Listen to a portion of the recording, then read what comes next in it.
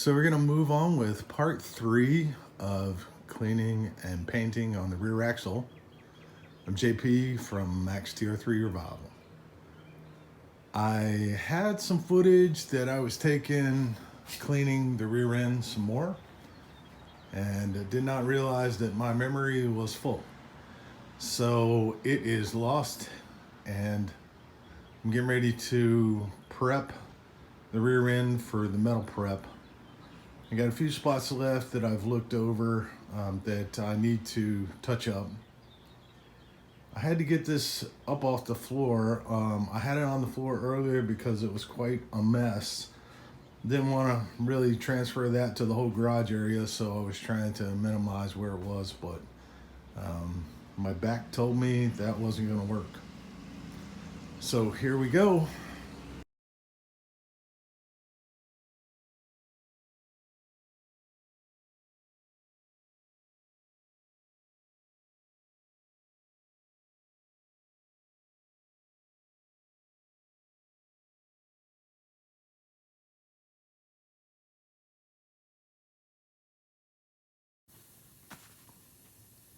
Well, it is miles away from where it was when I took it off of the car. It's looking much better.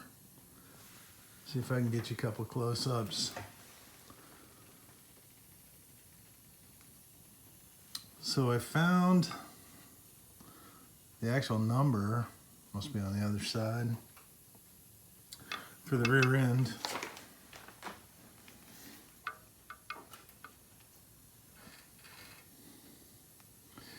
That had not seen the light of day in probably, well, 50 years at least.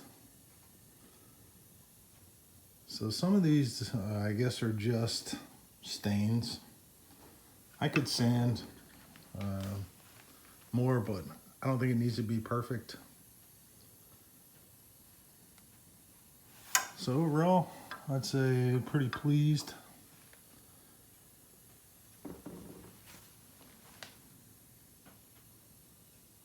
Yeah. So I have to read the directions on the metal prep. It's a Port 15 product. And then I have some Eastwood Chassis Extreme Black primer and paint.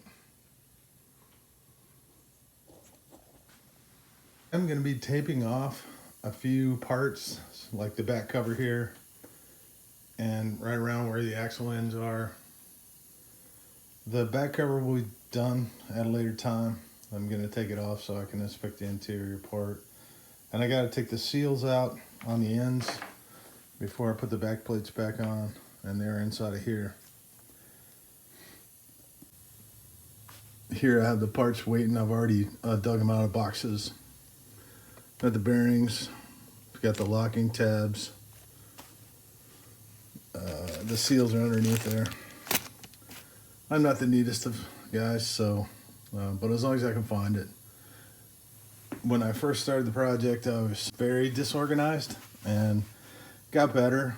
I created an Excel spreadsheet and started putting the part numbers and the descriptions in there. So now I can go in on this spreadsheet and search for the part, and it tells me which bin location it's in, and then it's bagged and tagged, and then I pull it out when I need it. So here we go. I got the ends taped up, ready to go. Gonna put some chemical on, go through the process, and let it dry. We'll bring you back when we're complete. Got the door open so I can get a little fresh air. Stuff has quite an aroma to it, but I already see a lot of progress. It says I need to keep it wet for 20 minutes, which I'm on the tail end of that. So just been dabbing it. Then when that's complete, I need to rinse it. Then let it go for 24 hours to dry out. We'll bring you back. So we're in the drying stage, and I would have to say this looks pretty good. I am impressed with how it has converted the rust that was left.